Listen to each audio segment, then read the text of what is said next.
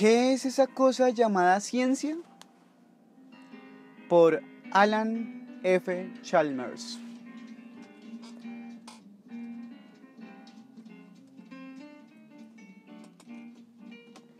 Introducción.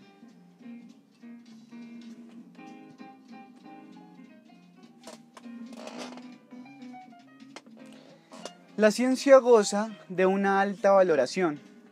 Aparentemente existe la creencia generalizada de que hay algo especial en la ciencia y en los métodos que utiliza. Cuando alguna afirmación, razonamiento o investigación se le da el calificativo de científico, se pretende dar a entender que tiene algún tipo de mérito o una clase especial de fiabilidad.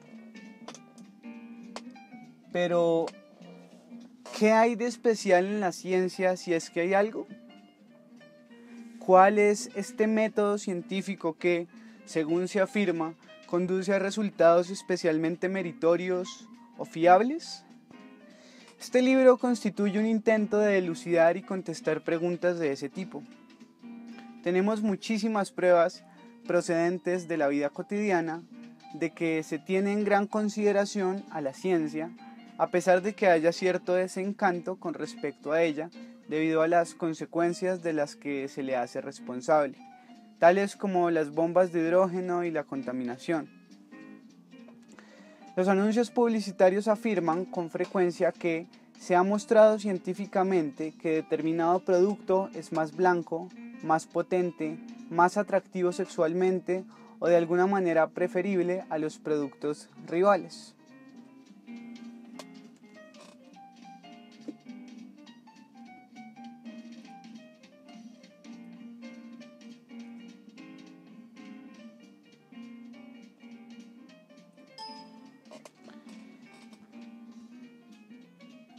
Con esto esperan dar a entender su afirmación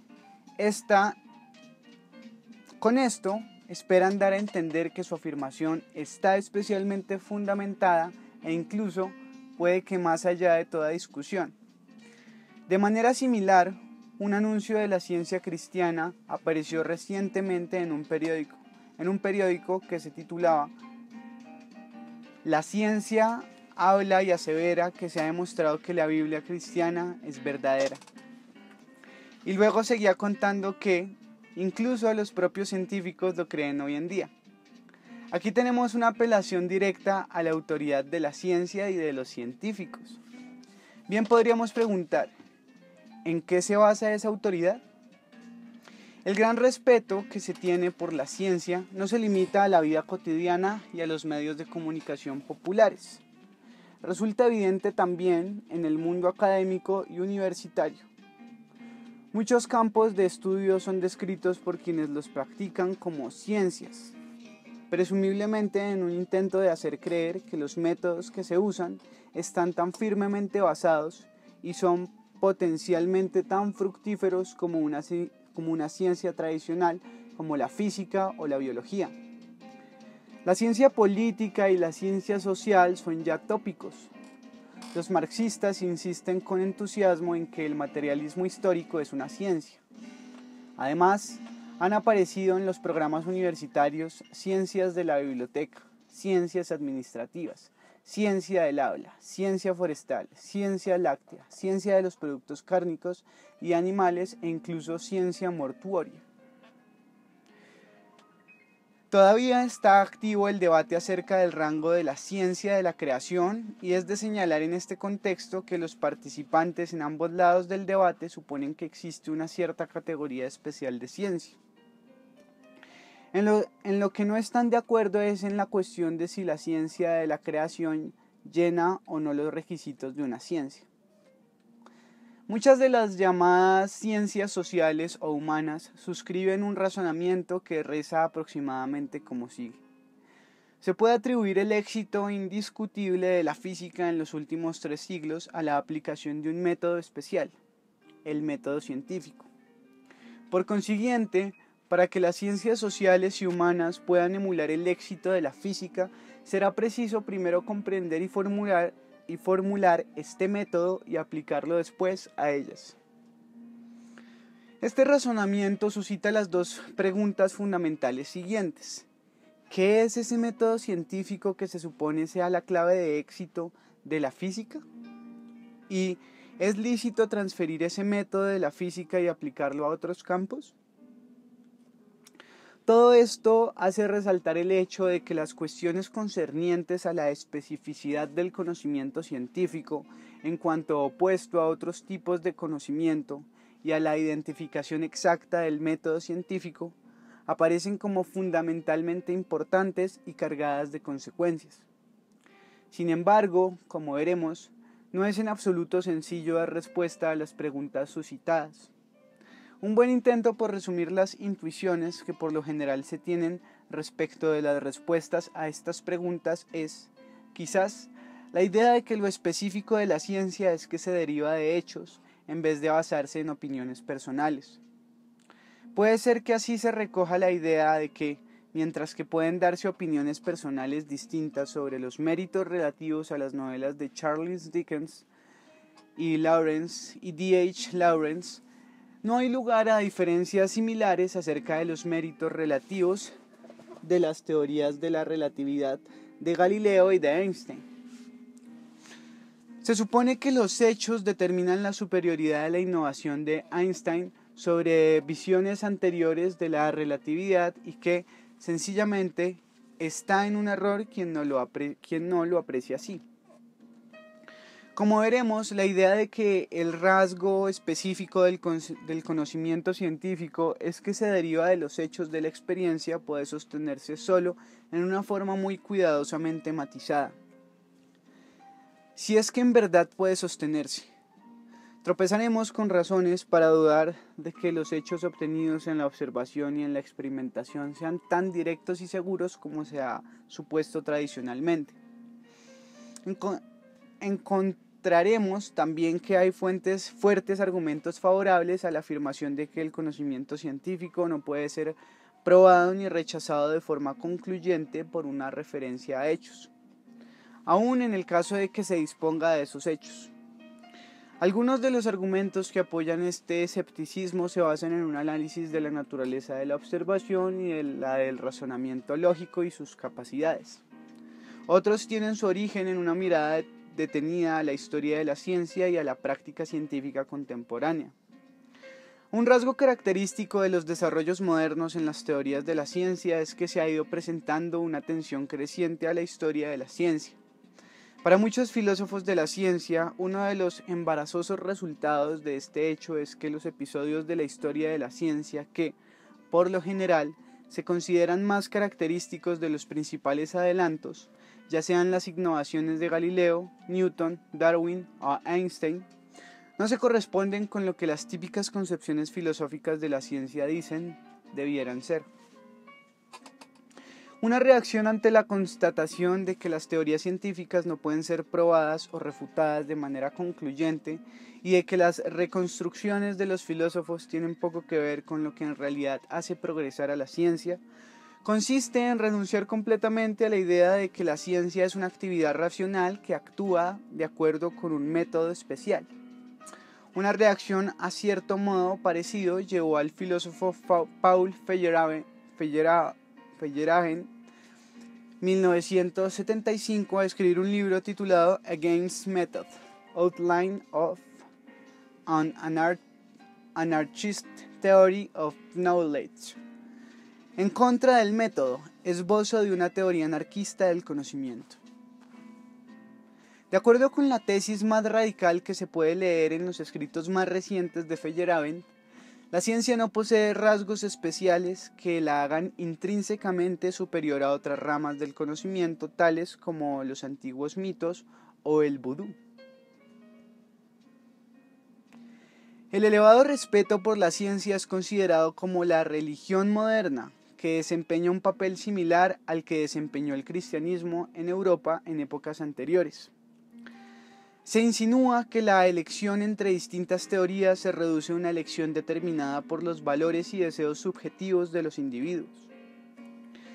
El escepticismo de Feyerabend respecto de los intentos de racionalizar la ciencia es compartido por otros autores de tiempos más recientes que escriben desde un punto de vista sociológico o desde la perspectiva llamada posmodernidad. Este libro se resiste ante ese tipo de respuesta a las dificultades que encuentran las concepciones tradicionales de la ciencia y del método científico. Intenta aceptar lo que hay de válido en los desafíos de Feyerabend y muchos otros, pero dando una justificación de la ciencia que recoja sus rasgos específicos y característicos a la vez que responda a dichos desafíos.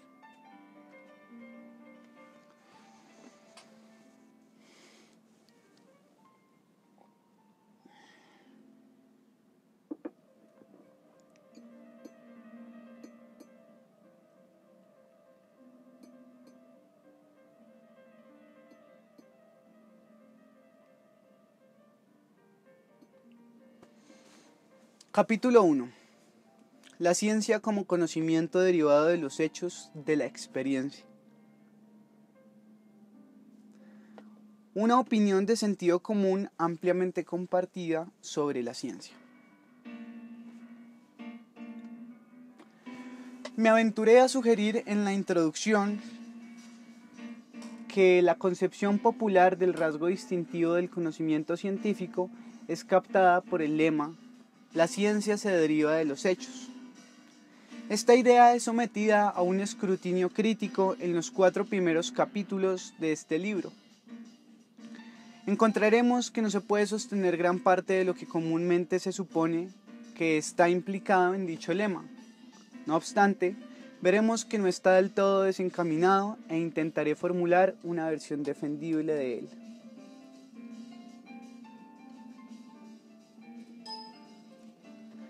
Cuando se afirma que la ciencia es especial porque se basa en los hechos, se supone que los hechos son afirmaciones acerca del mundo que pueden ser verificadas directamente por un uso cuidadoso y desprejuiciado de los sentidos.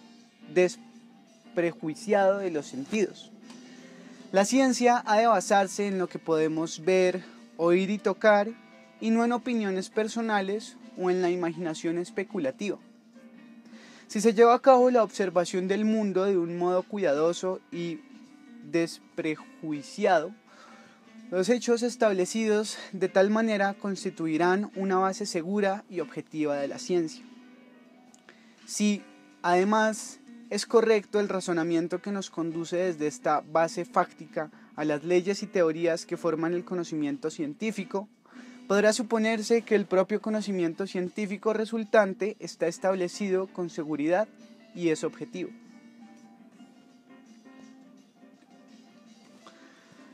Las observaciones anteriores son la esencia de un relato bien conocido y que se refleja en gran parte de la literatura que versa sobre la ciencia. La ciencia es una estructura asentada sobre hechos, escribe J.J. Davis, 1968, página 8, en su obra sobre el método científico, tema que ha sido elaborado por H.D. Anthony, 1948, página 145. No fue tanto las observaciones y experimentos realizados por Galileo lo que originó la ruptura con la tradición, como su actitud hacia ellos. Para él, los hechos extraídos de ellos habían de ser tratados como hechos y no relacionados con una idea preconcebida. Los hechos observacionales podían encajar o no en un esquema admitido del universo, pero lo importante, en opinión de Galileo, era aceptar los hechos y construir una teoría que se ajustara a ellos. Aquí Anthony no solo da expresión clara a la opinión de que el conocimiento científico se basa en los hechos establecidos por la observación y el experimento, sino que da un sesgo histórico a la idea, algo en lo que no es en absoluto el único. Una aseveración extendida dice que es un hecho histórico que la ciencia moderna nació a comienzos del siglo XVII al adaptarse por primera vez la estrategia de tomar en serio los hechos observacionales como base científica. Quienes aprueban y explotan esta historia mantienen que los hechos observables no habrían sido tomados en serio como fundamento del conocer antes del siglo XVII. En vez de esto, así reza el conocido recuento: el conocimiento se basa en la autoridad del filósofo Aristóteles y en el de la Biblia. La ciencia moderna se hizo posible solo cuando esta autoridad fue desafiada con una llamada a la experiencia por precursores de la nueva ciencia como Galileo. Capta bellamente esta idea la siguiente versión de la muchas veces contada historia de Galileo y la torre inclinada de Pisa, debida a Rowbotham, 1918, página 27 a 9.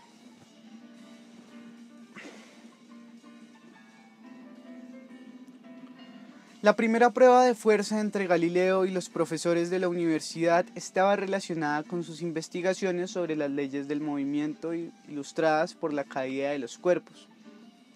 Un axioma aceptado de Aristóteles decía que la velocidad de los cuerpos en caída era regulada por sus pesos respectivos. Así, una piedra que pesara 2 libras caería 2 veces más rápida que una que solo pesara 1 libra, etc. Nadie parece haberse cuestionado lo correcto de esta regla hasta que Galileo la negó. Declaró que el peso no tenía nada que ver en el fenómeno y que 2 cuerpos de peso distintos alcanzarían el suelo en el mismo momento. Cuando los profesores se mofaron de la declaración de Galileo, este decidió someterla a una prueba pública. Invitó como testigos del experimento que iba a efectuar desde la torre inclinada a toda la universidad. La mañana del día fijado, Galileo, en presencia de las gentes de la universidad y de la ciudad, subió a la cima de la torre llevando consigo 2 bolas, una que pesaba 100 libras y otra solo una. Balanceando cuidadosamente las bolas en el borde del parapeto, las rodó hasta que estuvieron juntas. Se las vio caer por igual y al instante siguiente, con un fuerte ruido, golpearon juntas el suelo. La vieja tradición era falsa y la ciencia moderna, en la persona del joven descubridor, había reivindicado su posición.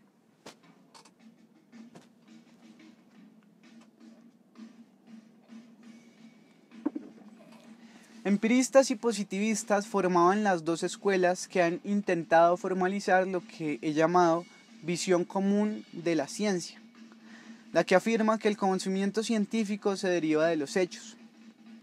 Los empiristas ingleses del siglo XVII y XVIII, en particular John Locke, George Berkeley y David Hume, sostenían que todo el conocimiento debía derivarse de ideas implantadas en la mente por medio de la percepción sensorial.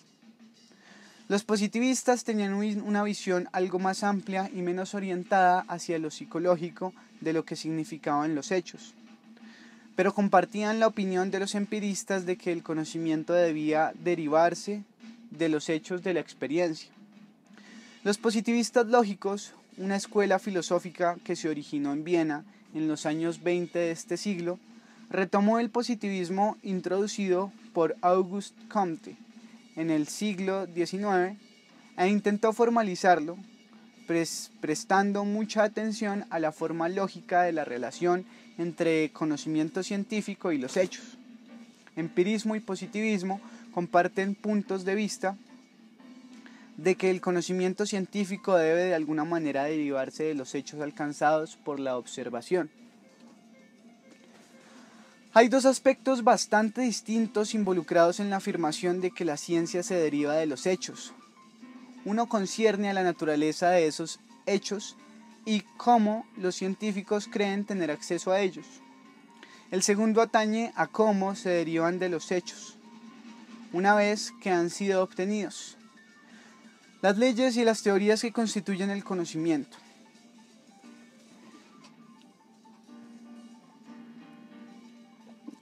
Investigaremos estos dos aspectos por separado, dedicando este y los dos capítulos siguientes a una discusión de la naturaleza de los hechos sobre los que, se alega, se basa la ciencia, y el capítulo 4 a la cuestión de cómo pudiera pensarse que el conocimiento científico se deriva de ellos. Se pueden distinguir tres componentes en la postura adoptada por el punto de vista común respecto de los hechos que se supone son la base de la ciencia. Estos son: A. Los hechos se dan directamente a observadores cuidadosos y desprejuiciados por medio de los sentidos. B. Los hechos son anteriores a la teoría e independientes de ella. C. Los hechos constituyen un fundamento firme y confiable para el conocimiento científico. Como veremos, cada una de estas afirmaciones se enfrenta con dificultades y, en el mejor de los casos, solo puede ser aceptada de forma muy matizada.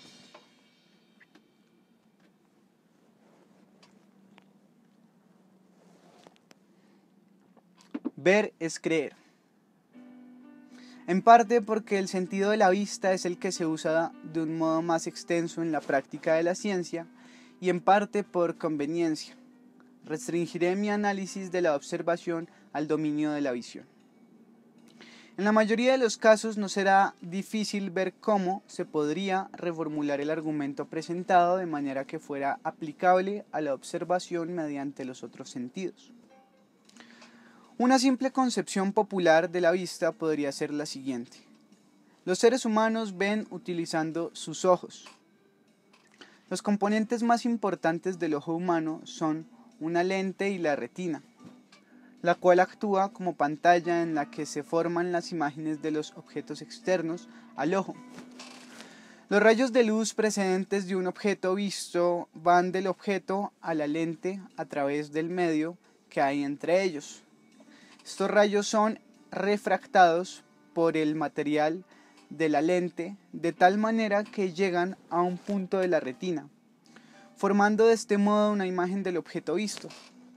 Hasta aquí, el funcionamiento del ojo es muy parecido al de una cámara. Hay una gran diferencia, que es el modo en que se registra la imagen final. Los nervios ópticos pasan de la retina al córtex central del cerebro. Estos llevan información sobre la luz que llega a las diversas zonas de la retina. El registro de esta información por parte del cerebro humano es lo que corresponde a la visión del objeto por el observador. Por supuesto, se podrían añadir muchos detalles a esta sencilla descripción, pero la explicación que se acaba de ofrecer capta la idea general. El anterior esquema de la observación mediante el sentido de la vista sugiere dos cuestiones que forman parte de la visión común o empirista de la ciencia. La primera es que un observador humano tiene un acceso más o menos directo a algunas propiedades del mundo exterior en la medida en que el cerebro registra esas propiedades en el acto de ver. La segunda es que dos observadores que ven el mismo objeto o escena desde el mismo lugar verán lo mismo, verán entre comillas. Una combinación idéntica de rayos de luz alcanzará el ojo de cada observador. Será enfocada en sus retinas normales por sus lentes oculares normales y dará lugar a imágenes similares. Así pues, una información similar viajará al cerebro de cada observador a través de sus nervios ópticos normales, dando como resultado que los dos observadores ven, entre comillas, lo mismo. En secciones subsiguientes veremos por qué este tipo de representación es seriamente engañosa.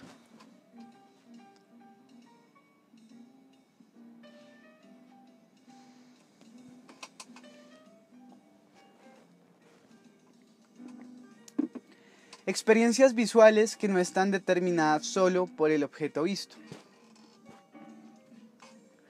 En su expresión más fuerte, la opinión común mantiene que los hechos del mundo exterior no son dados directamente a través del sentido de la vista. Solo tenemos que ponernos frente al mundo y registrar lo que hay en él para ver. Puedo constatar que hay una lámpara sobre mi escritorio o que mi lápiz es amarillo con simplemente mirar lo que hay delante de mis ojos. Como hemos visto, una opinión tal puede apoyarse en la descripción de cómo funciona el ojo. Si esto fuera todo, lo que se ve estaría determinado por la naturaleza de lo que se mira, y todos los observadores tendrían la misma experiencia visual al enfrentarse a la misma escena. Sin embargo, hay muchas pruebas que indican que, sencillamente, esto no es así. Dos observadores normales que vean el mismo objeto desde el mismo lugar en las mismas circunstancias físicas no tienen necesariamente idénticas experiencias visuales, aunque las imágenes que se produzcan en sus respectivas retinas sean prácticamente idénticas. Hay un sentido importante en el que no es necesario que los dos observadores vean lo mismo. Como dice N.R. Hanson, 1958, hay más en lo que se ve que lo que describe el globo ocular. Algunos ejemplos sencillos ilustrarán la cuestión. La mayoría de nosotros, cuando miramos por primera vez la figura 1,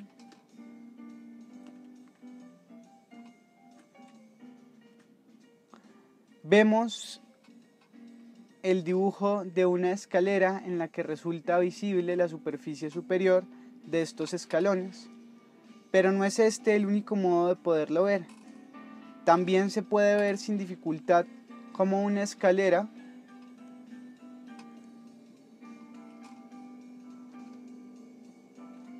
la que resulta visible la parte inferior de los escalones. Además, si se mira el dibujo durante algún tiempo, por lo general se encuentra involuntariamente que cambia la visión frecuentemente de una escalera vista desde arriba a una escalera vista desde abajo y viceversa.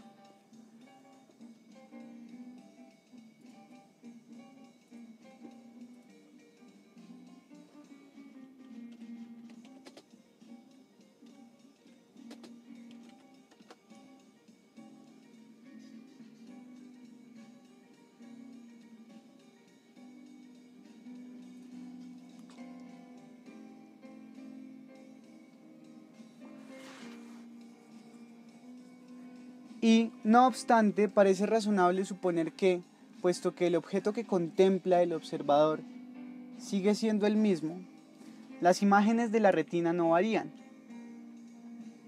El hecho de que el dibujo se vea como una escalera vista desde arriba o como una escalera vista desde abajo parece depender de algo más que de la imagen que hay en la retina del observador.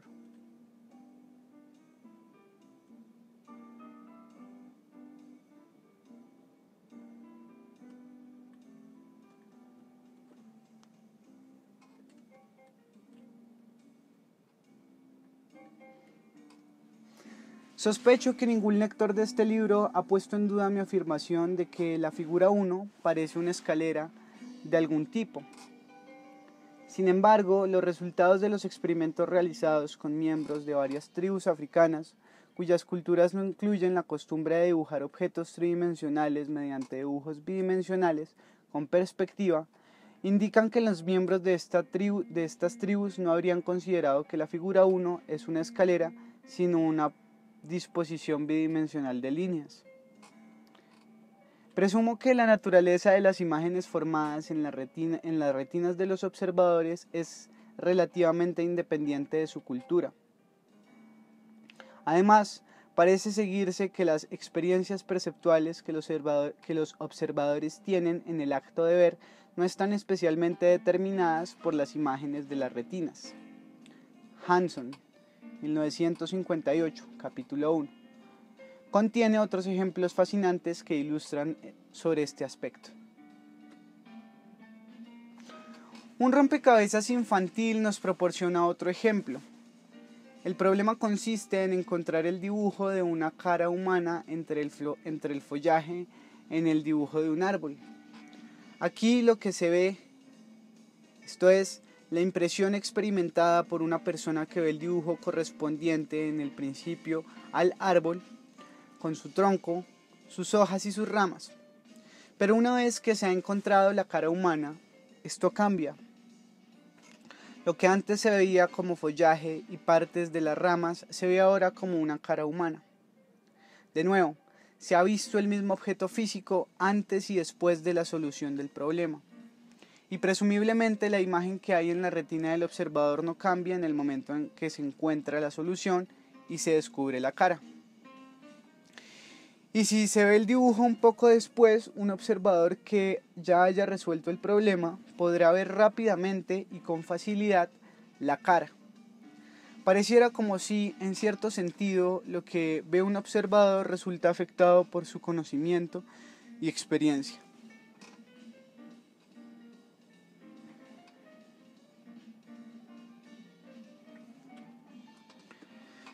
Se puede sugerir la siguiente pregunta. ¿Qué tienen que ver estos ejemplos artificiales con la ciencia? La respuesta es que no resultaba difícil proporcionar ejemplos procedentes de la práctica científica que ilustren la misma cuestión, a saber, que lo que ven los observadores, las experiencias subjetivas que tienen cuando ven un objeto o una escena, no está determinado únicamente por las imágenes formadas en sus retinas, sino que depende también de la experiencia, el conocimiento y las expectativas del observador.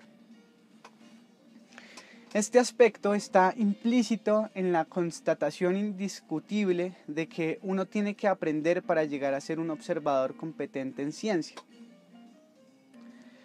Cualquiera que haya vivido la experiencia de tener que aprender a mirar a través de un microscopio no necesitará que nadie le convenza de este hecho. Es raro que el principiante discierna las estructuras celulares apropiadas al mirar al microscopio, el portaobjeto preparado por el instructor, mientras que éste no encuentra ninguna dificultad en distinguirlas cuando mira el mismo portaobjeto en el mismo microscopio. Es significativo en este contexto que los microscopistas no tropezaban con grandes impedimentos a la hora de observar cómo se dividen las células bajo circunstancias adecuadamente preparadas, una vez que sabían qué tenían que buscar, mientras que, antes de este descubrimiento, la división celular permaneció no observada. Aunque sabemos ahora que ha tenido que estar allí en muchas de las muestras examinadas al microscopio, con la posibilidad de ser observada. Michel Polanyi, 1973, página 101. Describe los cambios efectuados en la experiencia perceptual de un estudiante de medicina cuando se le enseñaba a diagnosticar mediante el examen por rayos X.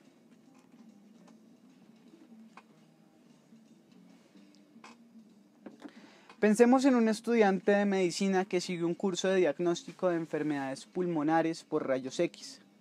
Mira, en una habitación oscura, trazos indefinidos en una pantalla fluorescente colocada contra el pecho del paciente y oye el comentario que hace el radiólogo a sus ayudantes en un lenguaje técnico sobre los rasgos significativos de esas sombras. En un principio, el estudiante está completamente confundido, ya que en la imagen de rayos X del pecho solo puede ver las sombras del corazón y de las costillas, que tienen entre sí unas cuantas manchas como pastas de araña. Los expertos parecen estar imaginando quimeras. Él no puede ver nada de lo que están diciendo. Luego, según vaya escuchando durante unas cuantas semanas, mirando cuidadosamente las imágenes siempre nuevas de los diferentes casos, empezará a comprender. Poco a poco se olvidará de las costillas y comenzará a ver los pulmones. Y finalmente, si persevera inteligentemente, se le revelará un rico panorama de detalles significativos, de variaciones fisiológicas y cambios patológicos, cicatrices, infecciones crónicas y signos de enfermedades agudas. Ha entrado en un mundo nuevo. Todavía ve solo una parte de lo que pueden ver los expertos, pero ahora las imágenes tienen por fin sentido, así como la mayoría de los comentarios que se hacen sobre ellas. Frente a una misma situación, un observador versado y experimentado no tiene experiencias perceptuales idénticas a las de un novato. Esto choca con una comprensión literal de la afirmación de que las percepciones se dan directamente a través de los sentidos. Una respuesta usual a lo que estoy diciendo acerca de la observación, apoyado por la clase de ejemplos que he utilizado, es que los observadores que ven la misma escena desde el mismo lugar ven la misma cosa, pero interpretan de diferente modo lo que ven. Deseo discutir este punto. En cuanto a lo que se refiere a la percepción, con lo único que el observador está en inmediato y directo contacto es con sus experiencias. Estas experiencias no están dadas de modo unívoco, ni son invariantes, sino que cambian con las expectativas y el conocimiento. Lo que viene unívocamente dado por la situación física, y estoy dispuesto a admitir esto, es la imagen formada en la retina del observador. Pero el observador no tiene contacto perceptual directo con la imagen. Cuando los defensores de la opinión común suponen que hay algo unívocamente dado en la percepción que puede interpretarse de diversas maneras. Están suponiendo, sin argumentarlo y a pesar de las muchas pruebas en contra, que las imágenes en la retina determinan por sí solas nuestras experiencias perceptuales. Están llevando demasiado lejos la analogía de la cámara. Una vez dicho esto, trataré de aclarar lo que no pretendo afirmar en esta sección, para que no piense que estoy defendiendo algo diferente de lo que pretendo defender. En primer lugar, no afirmo en absoluto que las causas físicas de las imágenes en nuestras retinas no tengan ninguna relación con lo que vemos. No podemos ver precisamente lo que queremos. Sin embargo, mientras que las imágenes de nuestras retinas forman parte de la causa de lo que vemos, otra parte muy importante de esa causa está constituida por el estado interno de nuestras mentes o cerebros, el cual dependerá a su vez de nuestra educación cultural, nuestro conocimiento y nuestras expectativas, y no estará determinado únicamente por las propiedades físicas de nuestros ojos y de la escena observada. En segundo lugar, en una gran diversidad de circunstancias, lo que vemos en diversas situaciones sigue siendo estable. La dependencia entre lo que vemos y el estado de nuestras mentes o cerebros no es tan sensible como para hacer imposible la comunicación y la ciencia. En tercer lugar, en todos los ejemplos que se han citado aquí, los observadores ven en cierto sentido la misma cosa. Yo acepto y presupongo a través de todo este libro que existe un solo y único modo independiente de los observadores. De ahí que, cuando unos cuantos observadores miren un dibujo, un trozo de aparato, una platina de microscopio o cualquier otra cosa, en cierto sentido todos ellos se enfrentan y miran la misma cosa, y, por tanto, ven la misma cosa. Pero de esto no se sigue que tengan experiencias perceptuales idénticas. Hay un sentido muy importante según el cual no ven la misma cosa y en él se basan algunas de mis reservas respecto de la opinión de que los hechos se dan directamente y sin problemas al observador a través de los sentidos. Queda por ver en qué medida esto socava la idea de que los hechos adecuados para la ciencia pueden ser establecidos por los sentidos.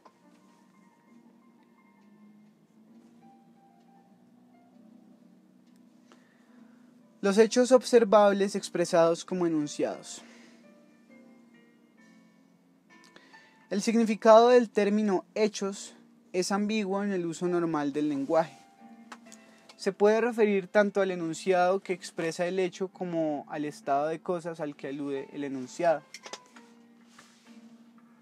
Por ejemplo, es un hecho que hay montañas y cráteres en la Luna. Aquí, el hecho puede tomarse como refiriéndose a las montañas y cráteres mismos. Alternativamente, el enunciado hay montañas y cráteres en la Luna puede admitirse como lo que contribuye al hecho.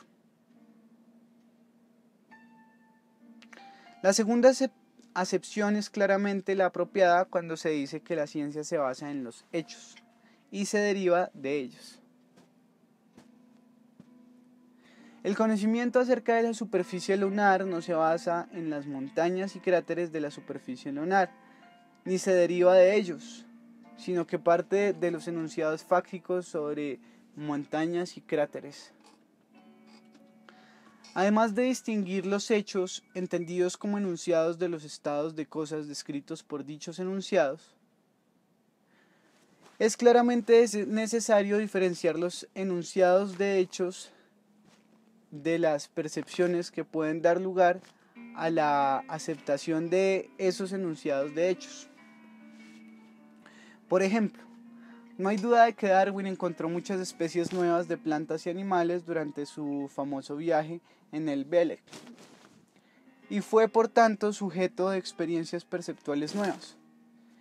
Sin embargo, de haberse limitado a esto, no habría hecho ninguna contribución significativa a la ciencia.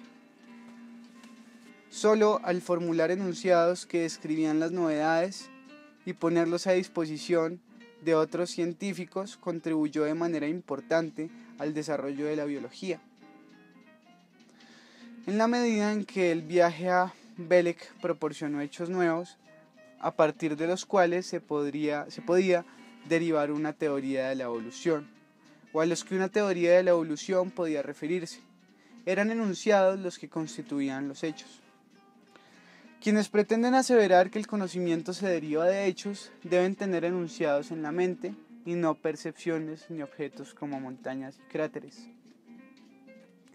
Hecha esta aclaración, volvamos a las afirmaciones A, B y C acerca de la naturaleza de los hechos, con las cuales terminaba la primera sección de este capítulo. Tal como están, aparecen inmediatamente como muy problemáticas, dado que los hechos que podrían constituir una base adecuada para la ciencia deben ser en forma de enunciados. Comienza a parecer bastante equivocada la afirmación de que los hechos se dan directamente por medio de los sentidos. Pues aunque pasemos por alto las dificultades destacadas en la sección anterior y supongamos que las percepciones se dan directamente en el acto de ver, no es claramente verdad que los enunciados que describen estados de cosas observables, los llamaré enunciados observacionales, sean dados al observador por medio de los sentidos. Es absurdo pensar que los enunciados de hechos entran en el cerebro por medio de los sentidos.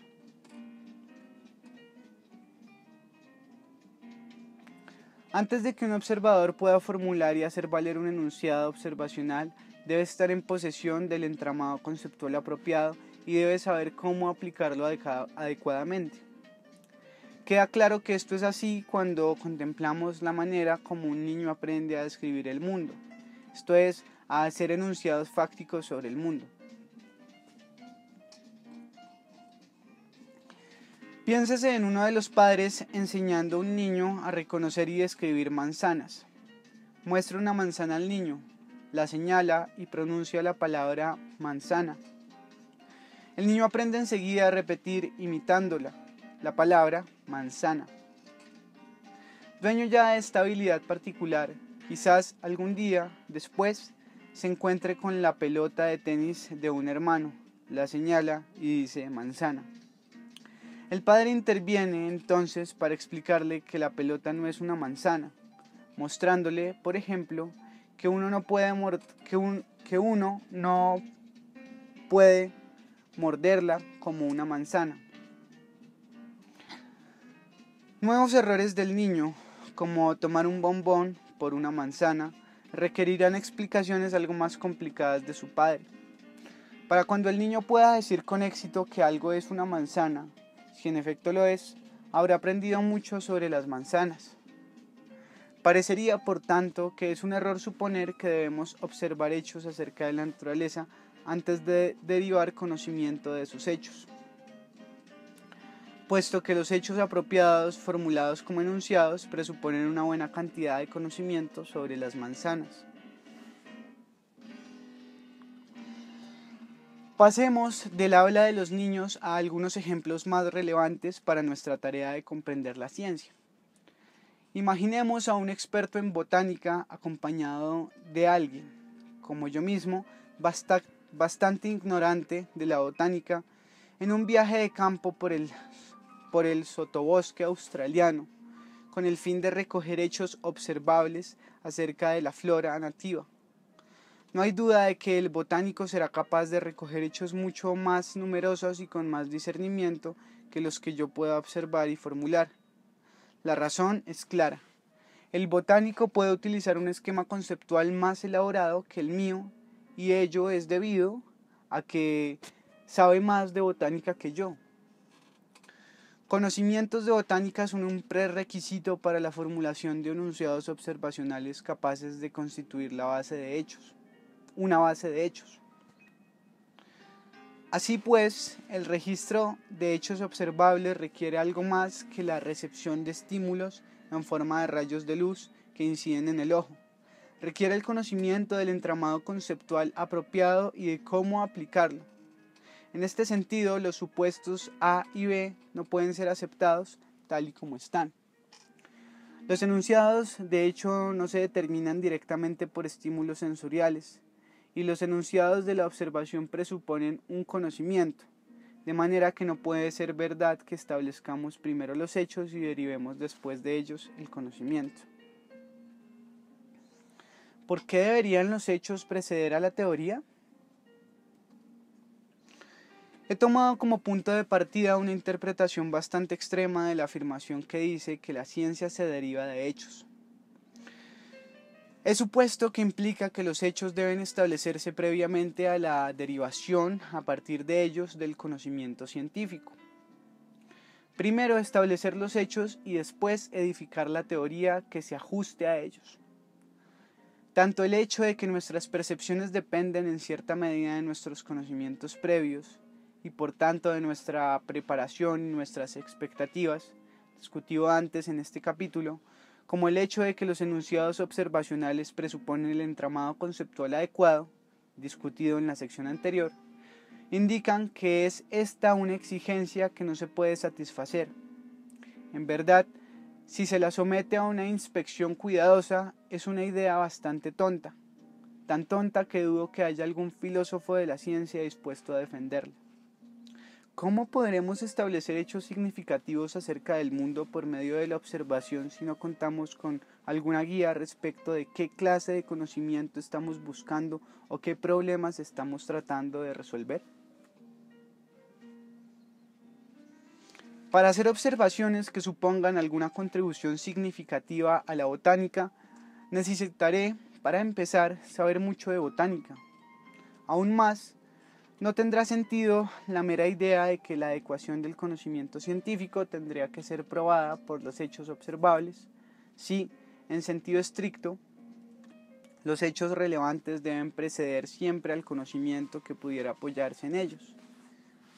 Nuestra búsqueda de hechos relevantes necesita ser guiada por el estado actual del conocimiento, que nos dice, por ejemplo, que se consiguen hechos relevantes midiendo la concentración de ozono en varios lugares, mientras que no se logra nada midiendo la longitud de los cabellos de 105 ovejas de Sydney.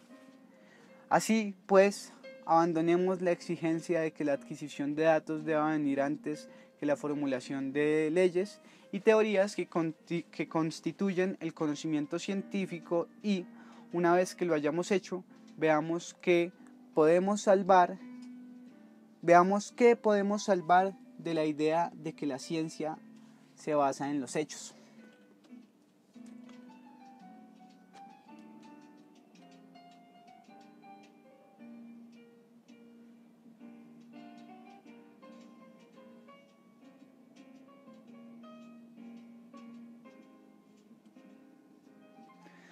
Según nuestra nueva posición, reconocemos francamente que la formulación de enunciados observacionales presupone un conocimiento significativo y que la búsqueda de hechos observables relevantes se guía por ese conocimiento.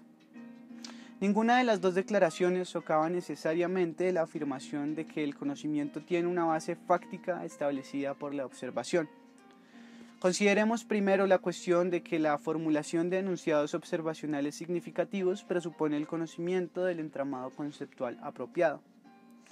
Advertimos que una cosa es la disponibilidad de los recursos conceptuales necesarios para la formulación de enunciados observacionales y otra, la verdad o falsedad de esos enunciados.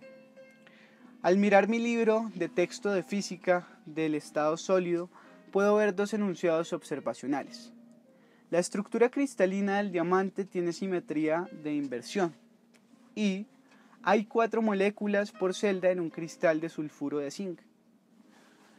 Es necesario un cierto grado de conocimiento acerca de la estructura de los cristales y cómo se caracterizan para la formulación y comprensión de estos enunciados. Pero aunque uno no cuente con ese conocimiento, podrá ser capaz de reconocer que hay otros enunciados similares que pueden ser formulados usando los mismos términos, tales como la estructura cristalina del diamante no tiene simetría de inversión o la estructura cristalina del diamante tiene 4 moléculas por celda. Todos estos enunciados son observacionales en el sentido de que su verdad o falsedad puede ser establecida por la observación, una vez que se dominan las técnicas apropiadas de observación.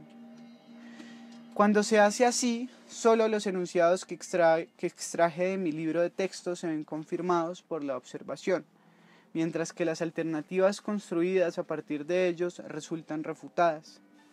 Esto sirve para ilustrar que el hecho de que el conocimiento sea necesario para la formulación de enunciados observacionales significativos deja abierta la cuestión de cuáles enunciados están soportados por la observación y cuáles no. Por consiguiente, la idea de que el conocimiento debe basarse en los hechos que resultan confirmados por la observación no resulta dañada al reconocer que la formulación de los enunciados que describen dichos hechos dependen del conocimiento.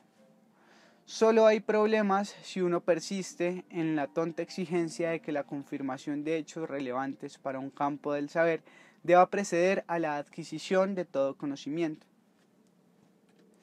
Por lo tanto, la idea de que el conocimiento científico debe basarse en los hechos establecidos por la observación no tiene por qué resultar perjudicada por el reconocimiento de que la búsqueda y la formulación de esos hechos depende del conocimiento. Si la verdad o falsedad de los enunciados observacionales puede establecerse directamente en las observaciones, entonces, independientemente de la manera como se llegue a formular esos enunciados, pareciera que los enunciados observacionales confirmados de este modo proporcionan una base fáctica significativa para el conocimiento científico.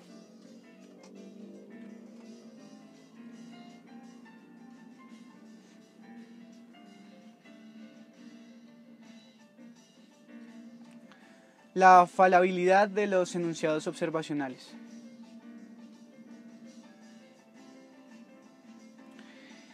Hemos hecho algunos progresos en nuestra búsqueda de una caracterización de la base observacional de la ciencia, pero no estamos todavía libres de problemas.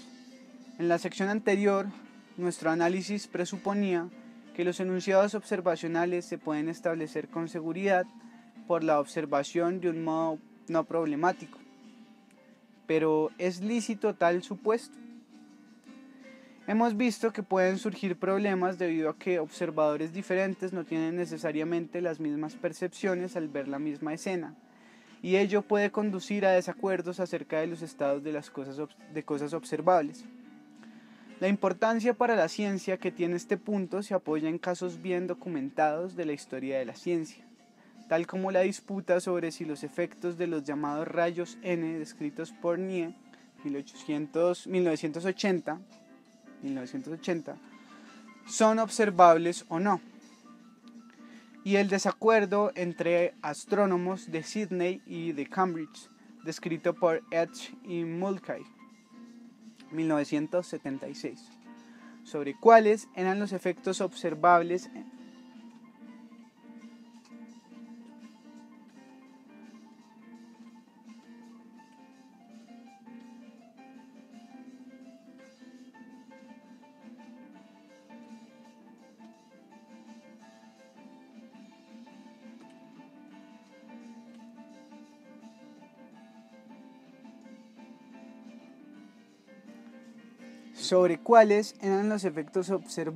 en los primeros años de la radioastronomía.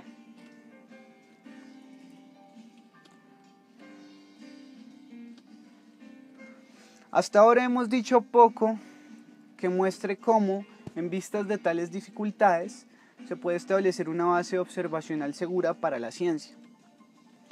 Otras dificultades en relación con la fiabilidad de la base observacional de la ciencia surgen de algunas de las maneras en que se recurre al conocimiento presupuesto para estimar la idoneidad de los enunciados observacionales y que pueden hacer que estos sean falibles.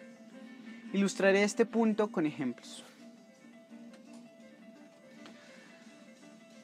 Aristóteles incluyó el fuego entre los 4 elementos de los que están hechos todos los objetos terrestres. La suposición de que el fuego es una sustancia distinta, si bien ligera, persistió durante cientos de años y solo la química moderna fue capaz de derribarla. Quienes trabajan con este supuesto creían observar el fuego directamente cuando veían ascender las llamas en el aire, de modo que, para ellos, el fuego se elevaba. Era un enunciado observacional soportado frecuentemente por la observación directa. Hoy desechamos tales enunciados observacionales. La cuestión es que si es defectuoso el conocimiento que proporciona las categorías que usamos para describir las observaciones, también lo serán los enunciados observacionales que dan por supuestas estas categorías.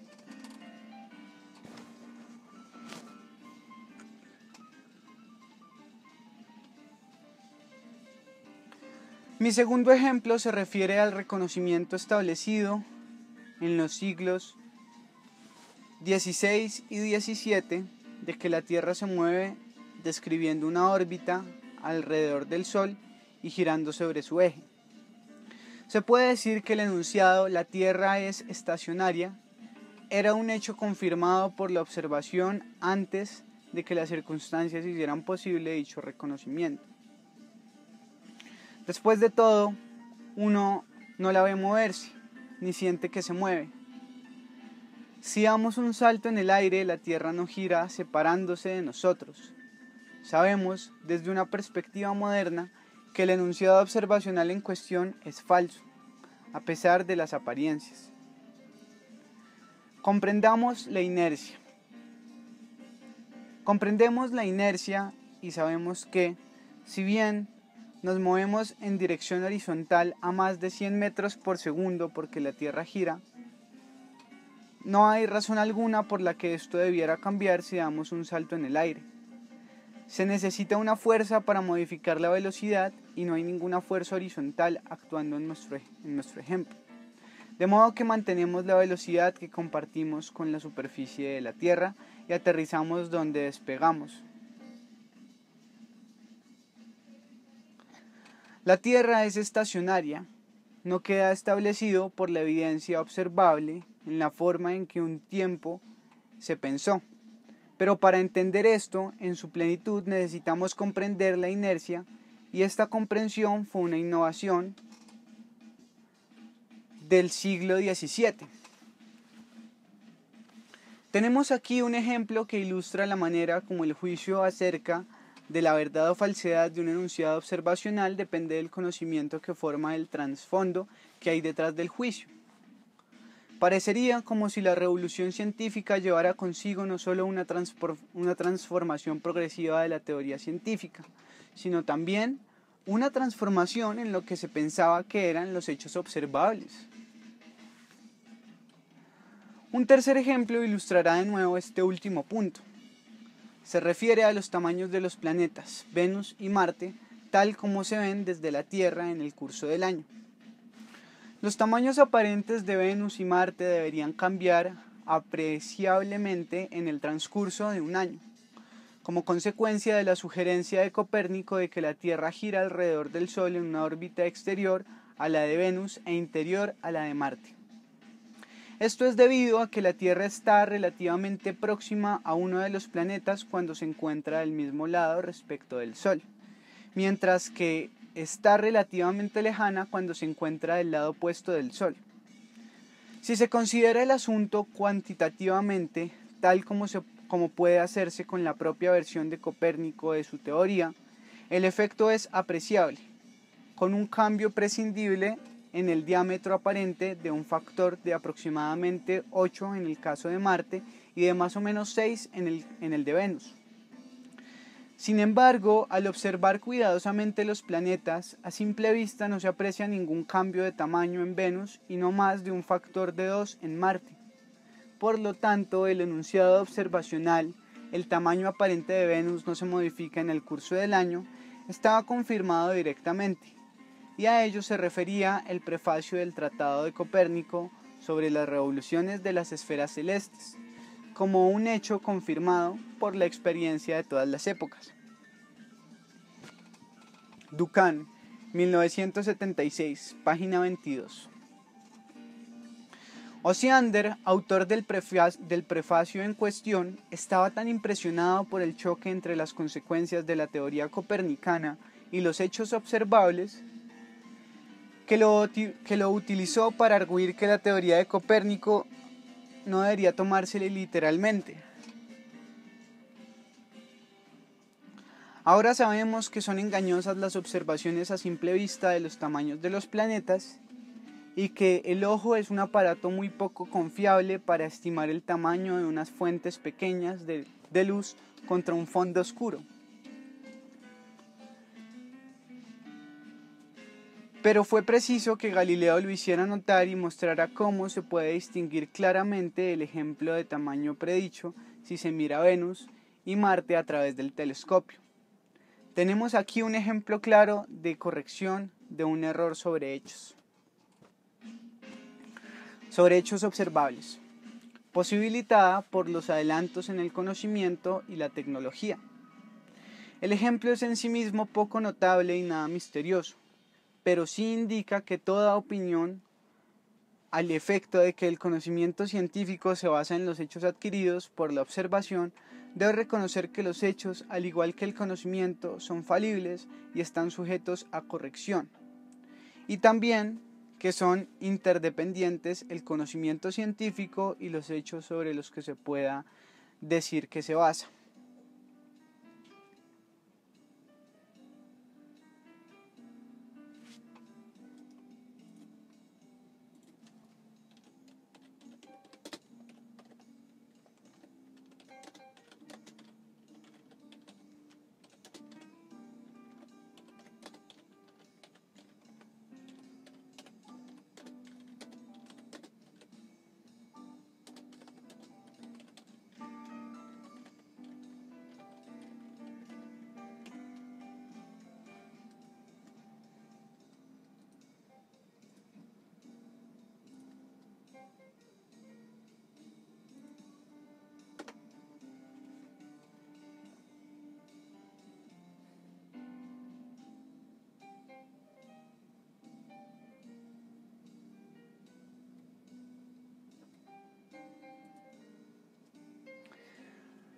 La intuición que traté de captar con mi lema, la ciencia se deriva de los hechos, era que el conocimiento científico tiene un carácter especial, en parte porque se funda sobre una base segura, los hechos sólidos firmemente establecidos por la observación. Algunas de las consideraciones de este capítulo suponen una amenaza a esta cómoda opinión. Una dificultad concierne a la medida en que las percepciones reciben la influencia de la preparación y las expectativas del observador. De tal manera que lo que a uno le parece un hecho observable no sería necesariamente a otro. La segunda fuente de dificultades se origina en la dependencia de los juicios acerca de la verdad de los enunciados observacionales tienen y lo ya conocido o supuesto, haciendo así que los hechos observables sean tan falibles como los supuestos que les sirven de base. Ambos tipos de dificultad sugieren que la base observable de la ciencia no es tan directa y segura como se ha supuesto amplia y tradicionalmente. Trataré de mitigar en alguna medida estos temores en el capítulo siguiente, al considerar la naturaleza de la observación, en particular cómo se usa en ciencia de forma más discernidora que la usada hasta ahora en nuestra discusión. Lecturas complementarias. Para una discusión clásica de cómo es visto el conocimiento por un empirista, esto es, como derivado de lo que la mente recibe por medio de los sentidos, véase Locke, 1967, y por un positivista lógico, Ayer, 1940.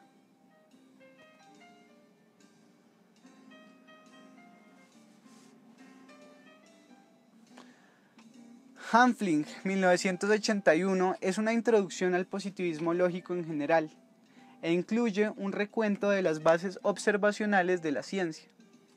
Un desafío de estos puntos de vista al nivel de la percepción es Hanson, 1958, capítulo 1. Se pueden encontrar discusiones útiles de todo el tema de Brown, 1977, y Barnes, Bloor y Henry, 1996. Capítulo 1 a 3.